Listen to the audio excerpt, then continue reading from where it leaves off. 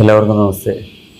നമ്മുടെ കേരളം ഭരിക്കുന്ന മുഖ്യമന്ത്രി ശ്രീ പിണറായി വിജയന്, എൻ്റെ മുഖ്യമന്ത്രി എന്ന് ഞാൻ അദ്ദേഹത്തെ വിളിക്കത്തില്ല. കാരണം അദ്ദേഹം പ്രവർത്തിച്ചുകൊണ്ടിരിക്കുന്നത് ഒരു വിഭാഗത്തിൻ്റെ മുഖ്യമന്ത്രി എന്നുള്ള രീതിയിലാണ്. അതായത് സാധാരണ ഏതൊരു പാർട്ടിപ്പെട്ട ഒരാളും മുഖ്യമന്ത്രിയായിട്ടോ അല്ലെ മന്ത്രിയായിട്ടോ തിരഞ്ഞെടുക്കപ്പെട്ടാൽ ആ സംസ്ഥാനത്തിൻ്റെ ഉള്ള എല്ലാ ജനങ്ങളുടെയും മുഖ്യമന്ത്രിയായിട്ട് അല്ലെങ്കിൽ മന്ത്രിയായിട്ടാണ് പ്രവർത്തിക്കുന്നത്. പക്ഷേ പിണറായി വിജയൻ അങ്ങനെയല്ല പ്രവർത്തിക്കുന്നത്. അതുകൊണ്ട് എൻ്റെ മുഖ്യമന്ത്രി എന്ന് ഞാൻ അദ്ദേഹത്തെ വിളിക്കത്തില്ല. അദ്ദേഹം തികച്ചും CPM-കാരുടെ മുഖ്യമന്ത്രി എന്നുള്ള രീതിയിലാണ് അദ്ദേഹം പ്രവർത്തിക്കുന്നത്. അതുകൊണ്ട് ഞാൻ പറയുന്നു, CPM-കാരുടെ മുഖ്യമന്ത്രിയായ ശ്രീ പിണറായി വിജയൻ ഇപ്പോഴും 1970-കളിലെ ആ മനോഭാവത്തിൽ നിന്ന് മുക്തനായിട്ടില്ല എന്ന് നമ്മൾക്ക് കാട്ടിത്തരുന്നതാണ് ഇന്ന് തിരുവനന്തപുരത്ത് ആശാപ്രവർത്തകർക്ക് നേരെ നടന്ന പോലീസുകാരുടെ ക്രൂരത എന്ന് നമ്മൾ മനസ്സിലാക്കുക. 1970-കളിലെ കാര്യം പറഞ്ഞാൽ എന്താണെന്ന് പറഞ്ഞാൽ എല്ലാവർക്കും അറിയാമായിരിക്കും, പലർക്കും അറിയത്തില്ല, ഇപ്പോഴത്തെ തലമുറക്ക് അറിയത്തില്ല. വാടിക്കൽ രാമകൃഷ്ണൻ എന്ന് പറയുന്ന ഒരു CPM-കാരൻ, അന്ന് ആ മനുഷ്യൻ ജനസംഘത്തിൻ്റെ പ്രവർത്തനം കേരളത്തിൽ തുടക്കം ആയപ്പോൾ അതിൽ ആകൃഷ്ടനായി ദേശീയതയ്ക്കൊപ്പം ചേർന്ന് പ്രവർത്തിക്കാൻ തീരുമാനിച്ചു.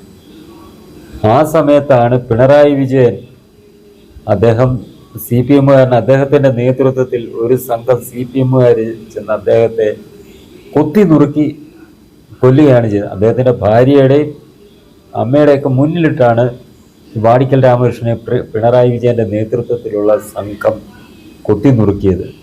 അത് കോടതി കേസുകളൊക്കെ നടന്നു, എന്തൊക്കെയോ പ്രായത്തിൻ്റെയാണോ തിരിമറിയൊക്കെ നടത്തി പിണറായി വിജയൻ അത് രക്ഷപ്പെട്ടു എന്നുണ്ടെങ്കിലും നമുക്ക് മറക്കാൻ കഴിയില്ല. ആ ഒരു മനോഭാവത്തിൽ, ആ ഒരു മാനസികാവസ്ഥയിൽ തന്നെയാണ് ഇപ്പോഴും പിണറായി വിജയൻ മുന്നോട്ട് പോകുന്നത് എന്ന് തെളിയിക്കുന്ന അവസാനത്തെ ഉദാഹരണമാണ് ഇപ്പോൾ തിരുവനന്തപുരത്ത് നിന്ന് നടന്നത്.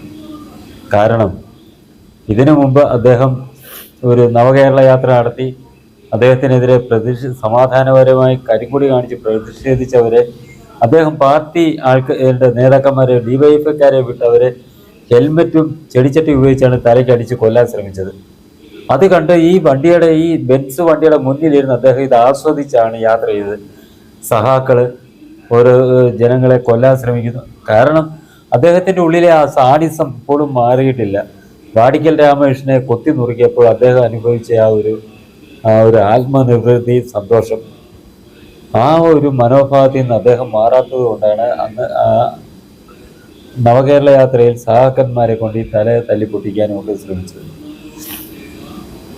പോട്ടെ, മുഖ്യമന്ത്രിയാണ്, ഇത് ജനാധിപത്യ രാജ്യമാണ്, ഇവർ ഒരുപാട് സമരം ചെയ്തിട്ടുള്ളതാണ്. അങ്ങനെയുള്ള ഈ പിണറായിയുടെ നേതൃത്വത്തിൽ ഒരുപാട് സമരം നടന്നിട്ടുള്ള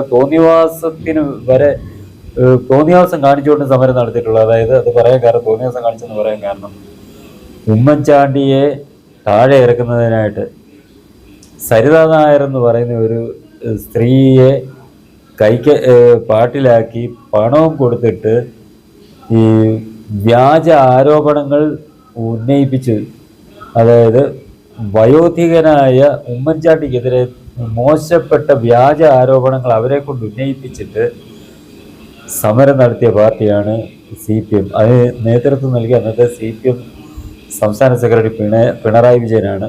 സെക്രട്ടേറിയറ്റ് വരെ വളഞ്ഞ് സമരം നടത്തിയതാണ്. അങ്ങനെയുള്ള പിണറായി വിജയനാണ് ഇപ്പോൾ ന്യായമായ കാര്യത്തിന് സമരം ചെയ്യുന്ന ആശാപ്രവർത്തകരെ ക്രൂരമായി ആക്രമിക്കാൻ പോലീസിനെ അഴിച്ചുവിട്ടിരിക്കുന്നത്. ഇന്നവർ മുഖ്യമന്ത്രിയുമായിട്ട് ഈ പ്രശ്നങ്ങളെല്ലാം ചർച്ച ചെയ്യാൻ ഒരു പ്രതിനിധി സംഘത്തെ അയക്കാൻ തീരുമാനിച്ചു. അതിന് അനുവാദം ചോദിച്ചു, കൊടുത്തില്ല. അവരിതിൽ പ്രതിഷേധിച്ച് മുഖ്യമന്ത്രിയുടെ വസതിയിലേക്ക് അവർ പ്രതിഷേധ മാർച്ച് നടത്തി. അതിനെതിരെയാണ് വളരെ മോശമായ രീതിയിൽ പോലീസ് പെരുമാറിയത്. പോലീസ് എന്ത് നടപടി സ്വീകരിക്കണമെന്നുണ്ടെങ്കിലും ആഭ്യന്തരമന്ത്രിയുടെ ഉത്തരവുണ്ടെങ്കിലേ പാലിക്കുകയുള്ളൂ. നമ്മുടെ ആഭ്യന്തരമന്ത്രി എന്ന് പറയുന്നത് മുഖ്യമന്ത്രി പിണറായി വിജയനാണ്. അദ്ദേഹം പ്രത്യേകം നിർദ്ദേശം അദ്ദേഹം കൊടുക്കുന്ന നിർദ്ദേശം അനുസരിച്ച് ഇവർ പ്രവർത്തിക്കത്തുള്ളൂ. അപ്പോൾ സ്വാഭാവികമായിട്ടും നമുക്ക് മനസ്സിലാവും അദ്ദേഹം ഇവരെ നേരിടാൻ എന്ന് നിർദ്ദേശം കൊടുത്തത് അവർ പാലിച്ചു എന്നേ നമുക്ക് കരുതാൻ കഴിയുള്ളൂ. ഇത് പറയാൻ കാരണം നമുക്കറിയാം 19 ശബരിമല യുവതി പ്രവേശ വിഷയവുമായിട്ട് ബന്ധപ്പെട്ട് സമാധാനപരമായിട്ട് ഭക്തർ പ്രതിഷേധിച്ച് അമ്മമാരും കുഞ്ഞുങ്ങളും ഉൾപ്പെടെ അവിടെ പിണറായി വിജയൻ എന്താണ് കാണിച്ചത്? മനോജ് എബ്രഹാം എന്ന് പറയുന്ന ഒരു ക്രൂരനായ പോലീസ് ഉദ്യോഗസ്ഥനെ നിയോഗിച്ചു. ഇപ്പം അയാൾ ഡി ജി പി ആയില്ല, ADGP അങ്ങോട്ടായിട്ട് ഈ പ്രൊമോഷൻ കിട്ടിയിട്ടുണ്ടെന്നാണ് തോന്നുന്നത്. അയാളെ നിയോഗിച്ചു ഇതിനെ അടിച്ചമർത്താൻ. അയാൾ ഇവിടെ വന്നിട്ടാണ് കാണിച്ചത്, ഇവര് പന്തൽ കെട്ടി അവിടെ ഭഗവാന്റെ ഫോട്ടോ വെച്ച് നിലവിളക്ക് കൊളുത്തി നാമം ജപിച്ചുകൊണ്ടിരുന്ന പന്തലിൽ പോലീസുകാരെ വിട്ട് ഈ മനോജ് എബ്രഹാം എന്ന് പറയുന്ന ആ ഉദ്യോഗസ്ഥൻ അയാളെ പോലീസുകാരെ വിട്ട് ഈ ചിത്രങ്ങൾ മൊത്തം വലിച്ചെറിഞ്ഞു. അയ്യപ്പൻ്റെ ചിത്രം എടുത്ത് ദൂരെ എറിഞ്ഞു, നിലവിളക്ക് ചവിട്ടി തെറിപ്പിച്ചു. എന്നിട്ട് അവിടെ ഇരുന്ന് അവരെ ക്രൂരമായി ആക്രമിച്ചു. അങ്ങനെ അതും പിണറായി വിജയൻ മുഖ്യമന്ത്രിയായിരുന്നു, അദ്ദേഹത്തിൻ്റെ സാഡിസത്തിൽ കൂടി വലിയ സന്തോഷം ആത്മനിർവൃതിയാണ് നൽകിയത്. അപ്പോൾ നമ്മൾ മനസ്സിലാക്കേണ്ടത്, പിണറായി വിജയനെതിരെ സമരം ചെയ്താൽ അദ്ദേഹം അത് കാര്യമാക്കുകയില്ല, അദ്ദേഹം അത് ആസ്വദിക്കത്തേ ഉള്ളൂ. അദ്ദേഹം പോലീസിനെ വിട്ട് ഈ സമരം ചെയ്യുന്നവർ ഇത് ശരിക്ക് കൈകാര്യം ചെയ്യാൻ നിർദ്ദേശം കൊടുത്തിട്ട് അവരെ കൊണ്ട് ക്രൂരമായി അടിച്ചമർത്താനേ ശ്രമിക്കുകയുള്ളൂ. പോലീസിലും ഒരുപാട് ഉണ്ട് CPM പിണറായി പിന്തുടരുന്നവർ. നമ്മൾ 2-3 വർഷം മുമ്പ് കണ്ടതാണ്, PSCയുടെ പരീക്ഷാ പേപ്പർ ഒരു ഉദ്യോഗാർത്ഥിയുടെ വീട്ടിൽ, അത് CPM നേതാവായിട്ട് SFI നേതാവായിട്ടുള്ള ഒരു കക്ഷിയുടെ വീട്ടിൽ നിന്ന് PSC ഉത്തരക്കടലാസ് പിടിച്ചെടുത്തു. അവന് അന്ന് പോലീസിൻ്റെ ടെസ്റ്റ് എഴുതിയിരിക്കുന്നതാണ്. അപ്പോൾ പോലീസിൽ വരുന്ന എങ്ങനെയുള്ള ആൾക്കാരാണെന്ന് നമുക്ക് മനസ്സിലായി. അപ്പോൾ അവരെ വിട്ട് സാധാരണക്കാരായിട്ടുള്ളവരെയും സമാധാന പ്രേമികളായിട്ടുള്ളവരെയും അതിക്രൂരമായി ആക്രമിച്ച് അതിൽ നിന്ന് അത് കണ്ടുകൊണ്ട് സംതൃപ്തി അടയുന്ന ആ ഒരു സാഡിസ്റ്റ് മനോഭാവമുള്ള നമ്മുടെ മുഖ്യമന്ത്രി ഇതല്ലാതെ മറ്റെന്താണ് ചെയ്യാൻ ശ്രമിക്കുക എന്നുള്ള കാര്യം നമ്മൾ മനസ്സിലാക്കിയാൽ മാത്രം പോരാ, മനസ്സിലാക്കിയതനുസരിച്ച് ഇനിയിപ്പോൾ അടുത്ത മാസം വരുന്ന പഞ്ചായത്ത് തെരഞ്ഞെടുപ്പ്, തദ്ദേശ സ്വയംഭരണ തെരഞ്ഞെടുപ്പുകളിൽ ഈ ജനങ്ങൾ ഇത് മനസ്സിലാക്കിയിട്ട് ഇദ്ദേഹത്തിൻ്റെ പാർട്ടിയെ ഏതൊക്കെ രീതിയിൽ തറ പറ്റിക്കാമോ ആ രീതിയിലെല്ലാം തറ പറ്റിക്കാൻ ശ്രമിക്കുക. നിങ്ങളുടെ മുന്നിൽ 2 ഓപ്ഷൻസ് ഉണ്ട്. ഒന്ന് UDFന് വോട്ട് ചെയ്യുക, 2 BJPക്ക് വോട്ട് ചെയ്യുക. ഈ 2-ലേതെങ്കിലും ഒരു ഓപ്ഷൻ തിരഞ്ഞെടുത്ത് ഈ കൊലപാതക പാർട്ടിയെ, അക്രമ രാഷ്ട്രീയം പിന്തുടരുന്ന ഈ പാർട്ടിയെ തോൽപ്പിച്ച് തറ പറ്റിച്ച് തുന്നം പാടിക്കാനുള്ള ശ്രമങ്ങളാണ് ഇനി വരും ദിവസങ്ങളിൽ ഈ വിശ്വാസികളായിട്ടുള്ള സമൂഹം സ്വീകരിക്കേണ്ട നടപടി എന്ന കാര്യം നമ്മൾ മറക്കാതിരിക്കുക.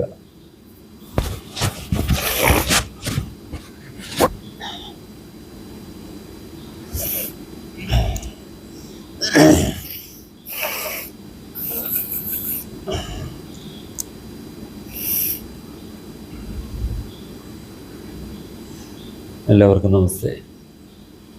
നമ്മളെല്ലാം കാണുന്ന ഒരു കാര്യമാണ് ഇപ്പോൾ ശബരിമല സ്വർണ്ണപ്പാളി വിവാദം.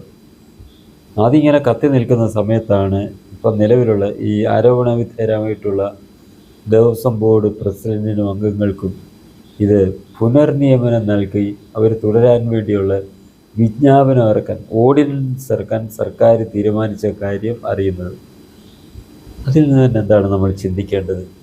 ഈ ശബരിമലയിലെ കിലോ കണക്കിലുള്ള സ്വർണം മോഷ്ടിച്ചതിന് ഈ മുഖ്യമന്ത്രിക്കും ഈ ബന്ധപ്പെട്ട വകുപ്പ് മന്ത്രിമാർക്കും കൈയില്ലേ? അവരുടെ അറിവോടുകൂടിയല്ലേ ഇതെല്ലാം സംഭവിച്ചത് എന്ന് നമ്മൾ